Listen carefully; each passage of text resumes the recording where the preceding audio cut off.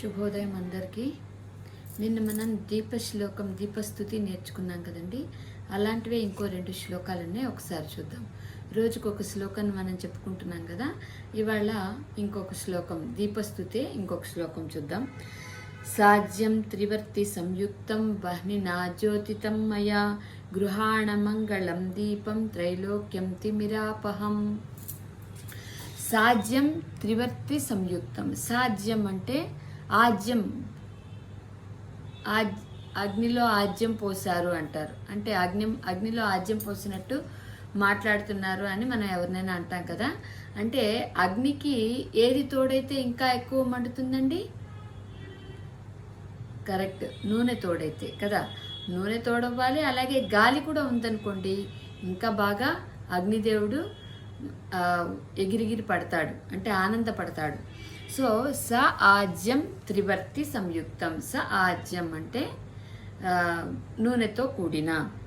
త్రివర్తి సంయుక్తం. త్రివర్తి అంటే అర్థం ఏంటి? 3 వత్తులు వేయాలట. దీపారాధన చేసేటప్పుడు 3 వత్తులు వేయాలి. సాజ్యం త్రివర్తి సంయుక్తం వహ్నినా జ్యోతితం మయా. నేను నూనె వేశాను, 3 వత్తులు వేశాను. అలా వేసినటువంటి దాన్ని నేను వెలిగించాను. వహ్నినా జ్యోతితం, అగ్నితో నేను వెలిగించాను.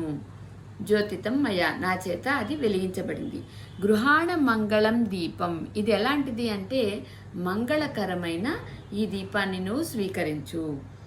త్రైలోక్య తిమిరాపహ. తీసుకుని ఏం చేయాలి దేవుడు అంటే ముల్లోకాల్లో ఉన్నటువంటి చీకటిని తరిమివేయాలి అని కోరుకుంటున్నాడు.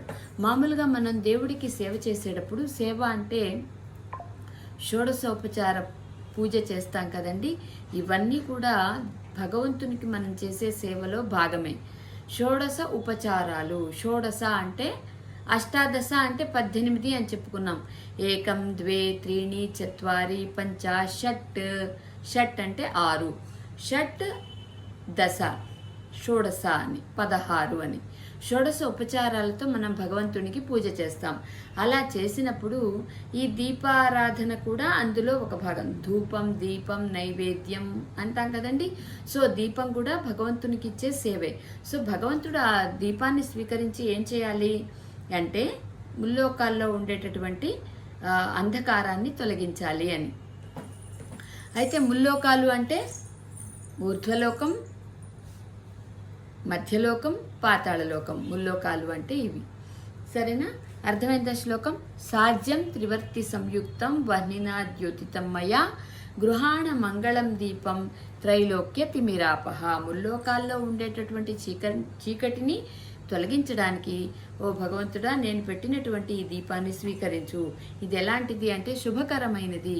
ఇంకా ఎలాంటిది? 3 వత్తులు వేశాను, అగ్నితో నేను దీన్ని వెలిగించాను. కాబట్టి ఇలాంటి దీపాన్ని నేను స్వీకరించి ముల్లోకాల్లో ఉండేటటువంటి చీకటిని పారద్రోలు అని భక్తుడు వేడుకుంటున్నాడు. సాజ్యం త్రివర్తి సంయుక్తం మహ్నినా జ్యోతితం మయా గృహాణ మంగళం దీపం త్రైలోక్య తిమిరాపహ. భక్త్యా దీపం ప్రయచ్ఛామి దేవాయ పరమాత్మనే త్రాహి మాం నరకాత్ ఘోరాత్ దీపం జ్యోతిర్నమోస్తుతే. ఇంకొక కొత్త విషయం ఇక్కడ చెప్పాడండి. భక్త్యా దీపం ప్రయచ్ఛామి. భక్తితో, అనురక్తితో. మామూలుగా మనం శివలింగానికి మనం లింగాష్టకంలో మనం మీనింగ్స్ చెప్పుకున్నాం కదా శ్లోకాలన్నిటికీ. అక్కడ శివుడి మీద అందరికీ అపరిమితమైనటువంటి భక్తి ఉందట. అలాగే అనురక్తి ఉంది, అనురాగం ఉంది, ఎమోషనల్ ఫీలింగ్ ఉంది అని చెప్పుకున్నాం కదా. ఇక్కడ ఏం చెప్తున్నాడు? భక్త్యా దీపం ప్రయచ్ఛామి. భక్తితో నేను ఈ దీపాన్ని నీకు ఇస్తున్నాను.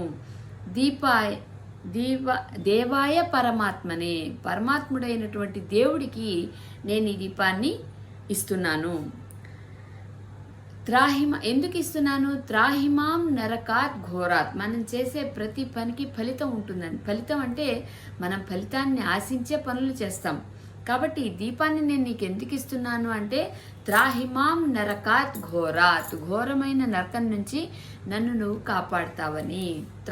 నన్ను రక్షించు. త్రాహిమాం నరకాత్ ఘోరాత్ దీపం జ్యోతిర్నమోస్తుతే. నరకము చాలా ఘోరంగా ఉంటుందట. మరి నరకాలు మనకు ఎన్ని రకాలుగా ఉన్నాయి అంటే స్వర్గం ఒకటేనండి మనకున్నది, కానీ నరకాలు మాత్రం 21 రకాల నరకాలు ఉన్నాయట. అదేదో సినిమాలో కూడా కొన్ని శాంపిల్ చూపించారు కదండి, అదేదో సినిమా పేరు గుర్తు రావట్లా. అందులో కొన్ని రకాల కుంభీపాకం అని అలా రకరకాల పనిష్మెంట్స్ మనకు రుచి చూపించారు ఆ సినిమాలో. సో ఇక్కడ మామూలుగా పురాణాల ప్రకారం, అకార్డింగ్ టు పురాణాస్, మనకు 21 రకాల నరకాలు ఉన్నాయట. అంటే స్వర్గలోకంలోనేమో ఒకటే స్వర్గలోకం ఉంది, ఎందుకని అక్కడికి ఎవరు డైరెక్ట్గా వెళ్ళట్లా. నరకాలు మాత్రం 21 రకాలు ఉన్నాయి, కానీ అక్కడెప్పుడు హౌస్ఫుల్ కలెక్షన్సే. ప్రతి ఒక్కళ్ళు నరకానికి వెళ్తున్నాం మనం. ఎందుకని అంటే మనం రోజు చేసే పనులన్నీ ఇతరులను బాధ పెట్టే పనులు, ఇతరులను హింస పెట్టే పనులు. అంటే పొద్దున్న లేస్తూనే మనం పాపాలే చేస్తున్నాం కాబట్టి మనకు ఖచ్చితంగా నరకం వస్తుందని అభిప్రాయం. మన పురాణాలు కూడా అదే చెప్తున్నాయి. 21 రకాల నరకాలు ఉన్నాయట. అక్కడ 21 రకాల నరకాలు ఉన్నా సరే నిండిపోతున్నాయట, ఇంకా ప్లేస్ కావాల్సి వస్తుంది నరకాలకు. కానీ స్వర్గం మాత్రం ఒక్కటే ఉంది. అక్కడ మాత్రం దేవతలు తప్ప, ఎవరో ఒకళ్ళిద్దరు మహానుభావులు తప్ప, దేవతలతో సాన్నిహిత్యం పొంది మోక్షాన్ని పొందిన వాళ్ళు చాలా కొద్దిమందే ఉండడం వల్ల అక్కడ చాలా ప్లేస్ ఉంది జనాలు వెళ్ళడానికి. కానీ నరకంలో మాత్రం ఎక్కువ స్థలం లేదట. 21 నరకాలు ఉన్నా సరే అక్కడ ఇంకా నరకాలని పెంచాల్సిన అవసరం ఉందట. కాబట్టి ఈయన ఇక్కడ శ్లోకంలో ఏమంటున్నారంటే, త్రాహిమాం నరకాత్ ఘోరాత్, ఘోరమైన నరకం నుంచి నన్ను నువ్వు కాపాడాలి సుమా. దీపం జ్యోతిర్నమోస్తుతే, జ్యోతి రూపమైన దీపానికి నేను నమస్కరిస్తున్నాను అని చెప్పాడు. ఒకసారి మళ్ళీ శ్లోకాలు చూద్దాం. భక్త్యా దీపం ప్రయచ్ఛామి దేవాయ పరమాత్మనే, త్రాహిమాం నరకాత్ ఘోరాత్ దీపం జ్యోతిర్నమోస్తుతే. నా వివరణ నచ్చితే నన్ను ప్రోత్సహించండి. ధన్యవాదాలు.